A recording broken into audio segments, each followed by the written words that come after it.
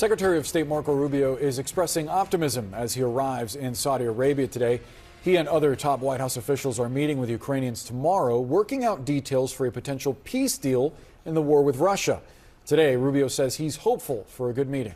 Last month, it was a disastrous Oval Office meeting that we all witnessed between President Trump and President Zelensky that ultimately led to a pause in U.S. military aid and also U.S. intelligence sharing. Here with us now, CNN contributor and former CNN Moscow bureau chief Jill Dougherty and former spokesperson for the Organization for Security and Cooperation in Europe, Michael Bosserque, with us now. So, Jill, we should note, and you don't have to read too far between the lines here, but going into the talks, Rubio is saying the U.S. wants to hear what concessions Ukraine may be willing to make. Not exactly setting Ukraine up in a power position going into this. Well, that's true.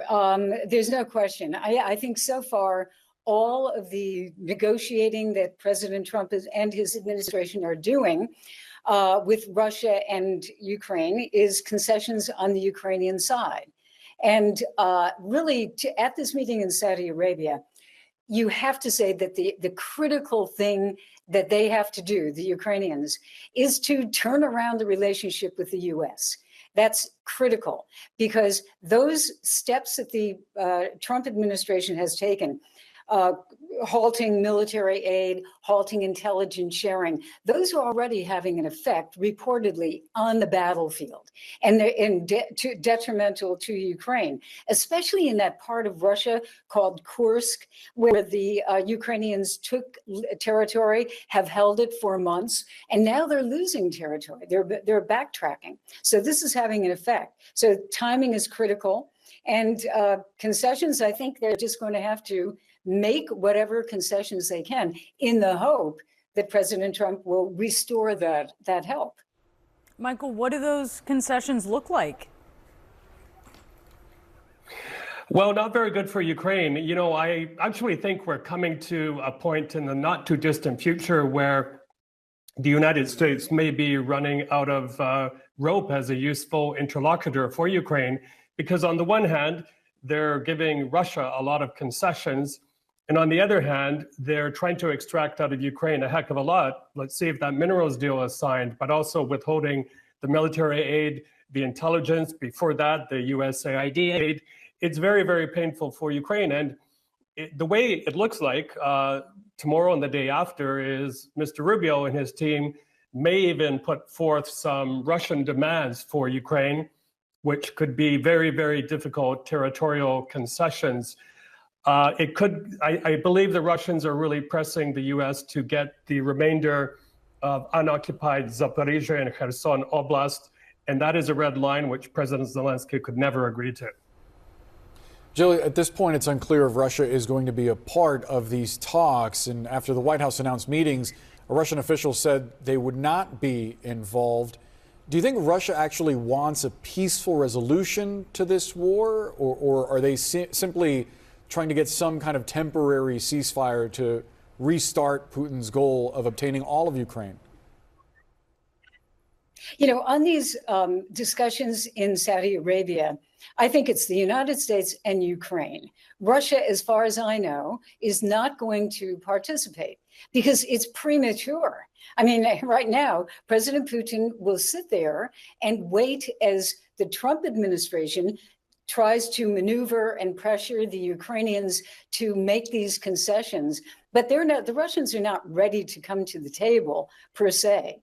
I mean, there's no need for them to do it. I think everything is moving in their direction. And I would add one thing to what Michael just said.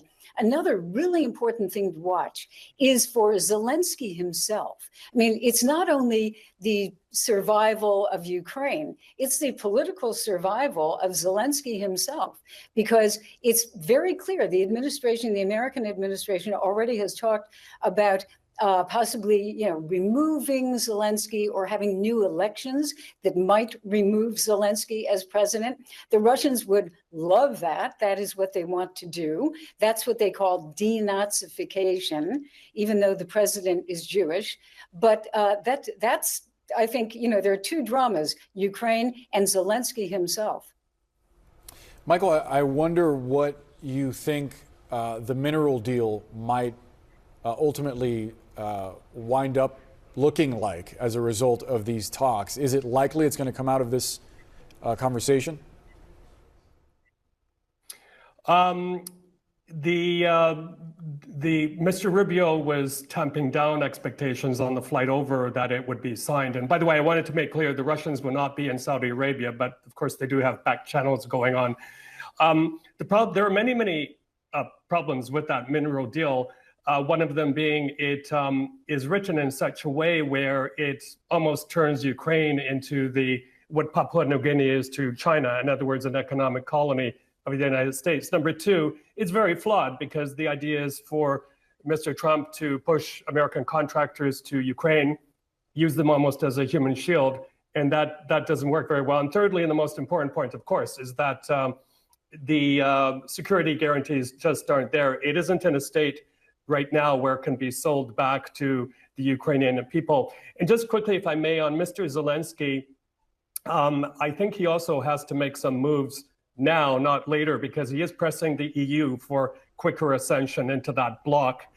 He tweeted that the other day. So I think it would benefit him if he moved ahead on the anti-corruption stuff that was very much suspended at the start of the war, but also things like leaving major political opponents alone, not banning them from leaving the country. And then the third one, of course, important to all of us, is hands off the media. Let them try to survive and thrive and get part of those reconstruction funds, because that's what business people need to invest in Ukraine in the long term as well, a free and vibrant media sector. Yeah, a very interesting point there.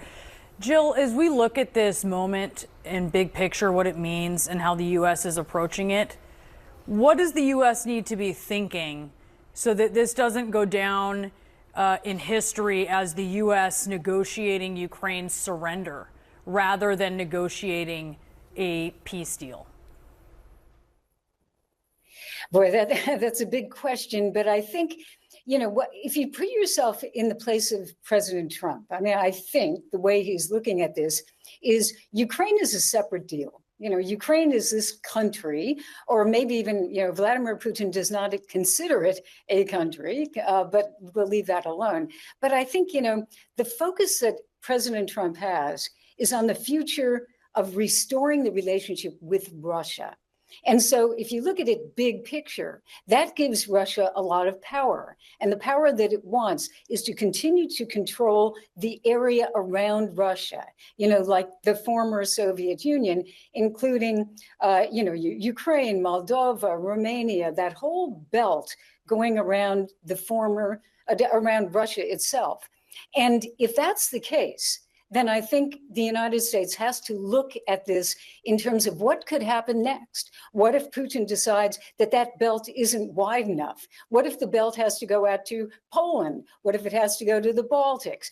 Will American troops, have to go back into Europe to fight? There are all sorts of implications, not to mention, this is another subject, but China. If the idea is let's pull Russia closer so that we can kind of, have them on our side against China, that's kind of sophisticated chess that may not work, because Russia and China at this point are allies. And so this is the implications of Ukraine, even though it's one country in the middle of Europe, are huge, and it's going to have effect all over the world. Yeah, such a good point there. Jill, thank you so much. Michael Bossack as well. We appreciate you. An investigation